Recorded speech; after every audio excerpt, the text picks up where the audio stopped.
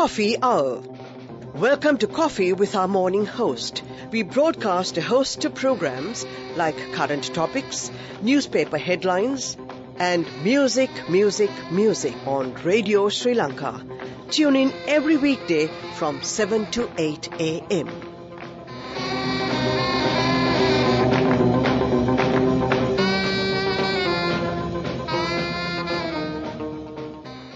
A very warm welcome to the program, Dr. Nadeera Rupasinghe, the Director General of National Archives. Good morning, Geetanjali. So let's start things off by explaining to our listeners the functions of the Department of National Archives.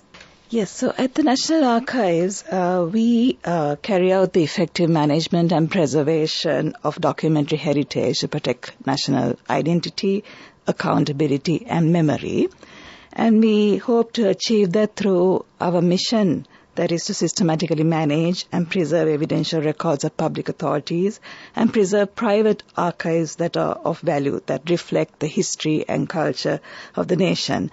And actually, our department has a very long history. Our beginnings go back to 1902, when the first government archivist, R.G. Anthony's, was appointed. So those are the beginnings of the National Archives as we know it today. It functioned as a separate office under the Chief Colonial Secretary's office till 1947, when it became the Department of Government Archivists. And then the name changed to Department of National Archives in 1966.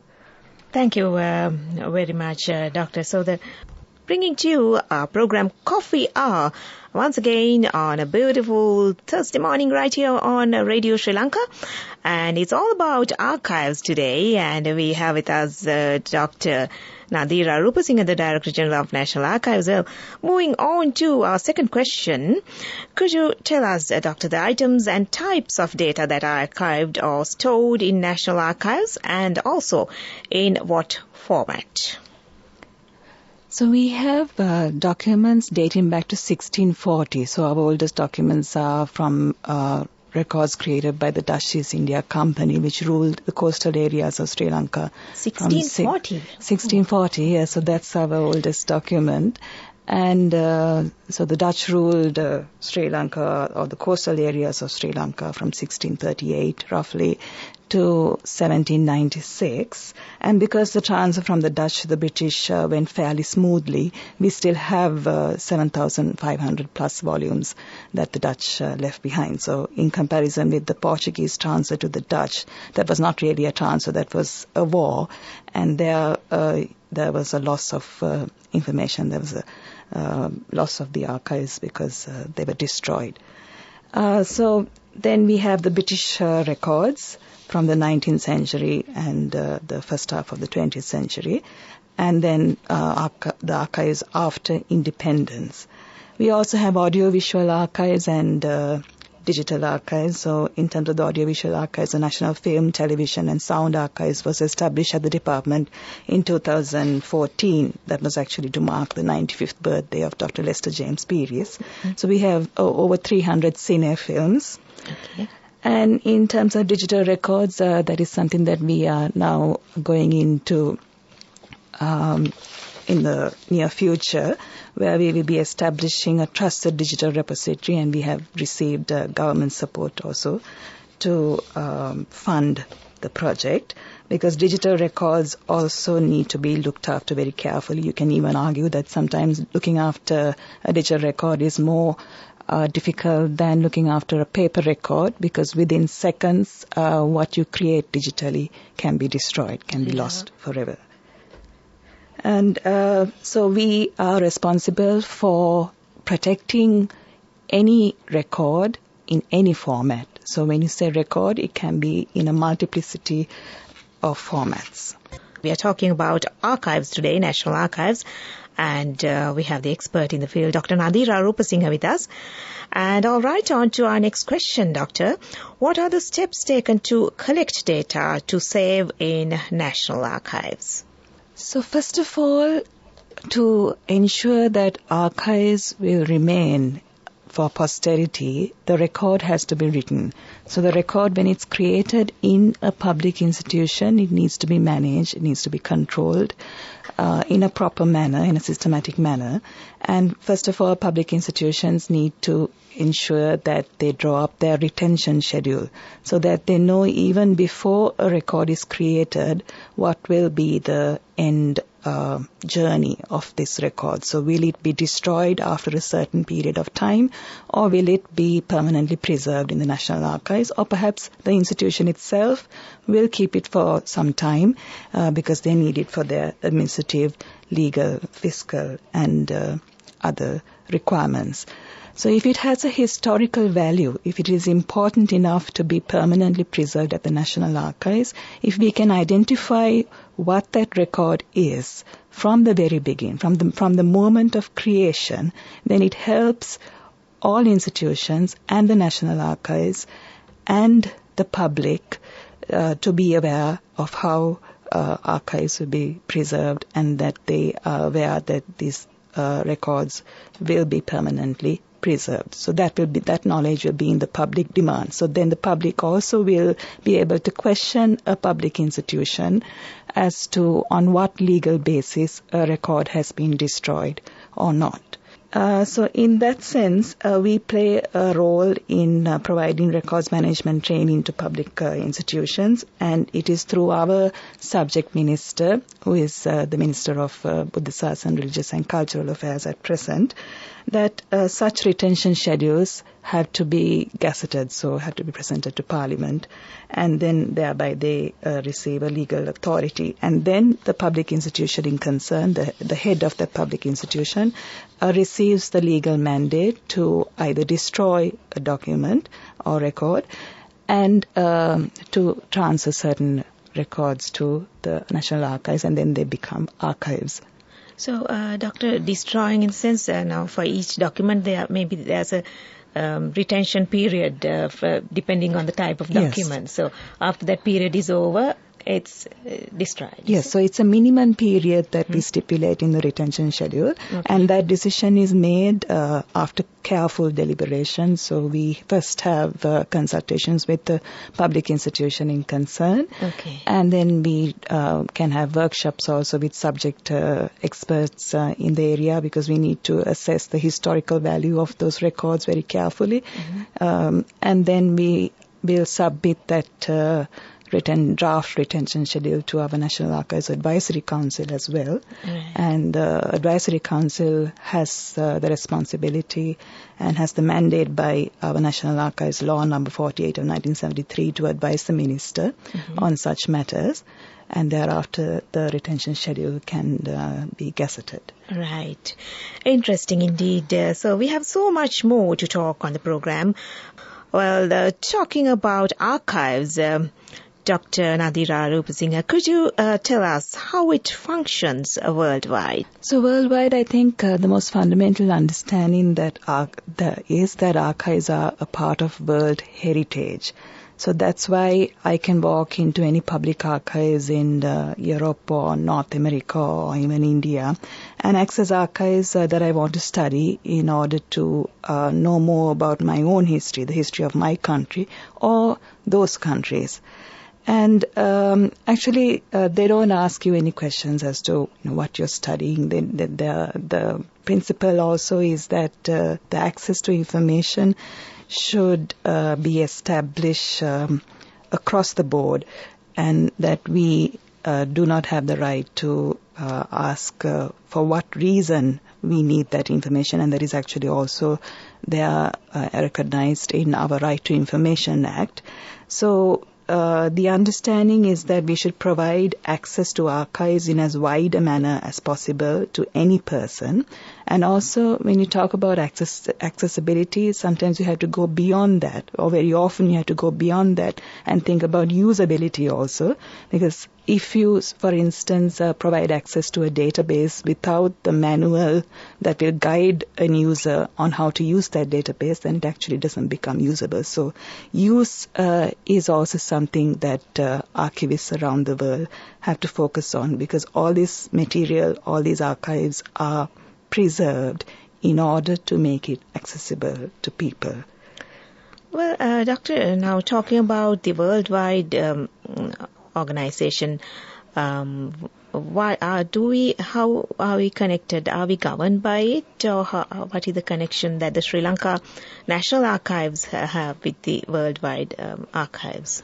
The National Archives of Sri Lanka has had institutional membership with the International Council on Archives for many years now. I think, I believe over 50 years. Mm-hmm. So we are guided by their principles and their notes or their expert groups which draw up various guidance from time to time. Mm-hmm. So, for instance, we are also using the software that they developed for the description of archives, and we are guided by their Universal Declaration on Archives, for instance, and their descriptive standards for archives. All right, you're with Radio Sri Lanka. It's coffee hour on a Thursday morning, and we are discussing about National Archives today with Dr. Nadeera. And moving on to our next question.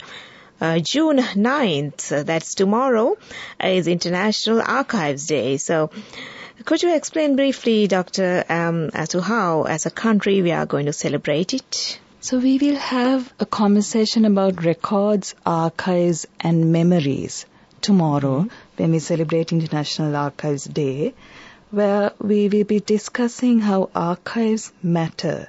So we want to disseminate the message of the importance of archives to the public, and I think there's no better tool to do this other than the Universal Declaration on Archives that has been developed by the International Council on Archives.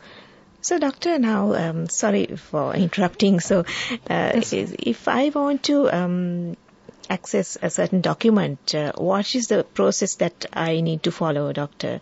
Could you just briefly explain that as well for our listeners as well, for the benefit of our listeners as well? Yes, so if you have a particular research question that you're interested in, it could also be your family history, then you're most welcome to visit us in our research room.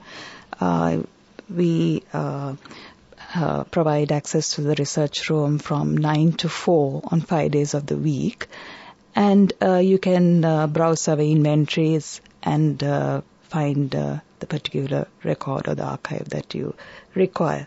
But for other reasons also, you may want access to a particular document to provide as evidence in court. So there are many members of the public who come to the National Archives to get extracts from land records, from sannas, from electoral registers, for instance, and also from the Dutch archives. So the Dutch archives have these very special documents called Dutch toomboes, which are registers of land and family information from the 18th century, which are still taken to court as evidence. So they have a very current value. They're not just dusty old archives which we are keeping in our repositories. They have a current value that is important for the establishment of the fundamental right to information of people, and they also have a historical value which researchers use. Thank you, Doctor. So anybody can visit the National Archives. It's free of charge, is it? Yes, it's free of charge. From 9 to? 9 to 4. 9 to 4. All right, moving on to tomorrow's celebrations with regard to archives. So tomorrow we will be launching the Sinhala and Tamil translations of the Universal Declaration on Archives. So the International Council on Archives believes that the declaration should be made available in as many languages as possible in order to make it possible for as many people as possible to read it, because society needs to understand the importance of archives. If you understand that public officials have a duty to record, then you can make a demand for that duty to record and the duty to archive, which archivists in Sri Lanka should ensure. And so by launching the Sinhala and Tamil translations, we hope to disseminate this message to the public. And we will also have short speeches by 3 experts in the field, Nalaka Gunawardena, Dr. Tanuja Turey-Raja, and Nigel Nuguvela, who will be speaking tomorrow. And the chief guest at the event is our Minister of Buddhism, Religious and Cultural Affairs, Vidura Vikramanayake. Right. Where will be the event? Yes, at the auditorium at the National Archives. National Archives Auditorium. Okay. Thank you, Doctor. So, moving on to our next question. To some extent, this area, the archives, is a new field for the youngsters. And could you explain the future scenario of this field, Doctor? So there is a lot of potential in the field of information management. So archives management, library management, they all fall under information studies. And for young people who are tech savvy, the field of digital archiving in particular will be very interesting, and it's a very new field as well. So digital preservation is a extremely new field for the world, but digital archiving, digital preservation in particular is something that all institutions which will be maintaining their documents or their records only in digital format will have to look at, because digital preservation is not just about backing up your documents, it's also about establishing best practices which include software that can ensure the preservation of the file. So there's something called integrity checking, that's bitstream, there's bitstream preservation, format preservation, and for that you need to use certain types of software.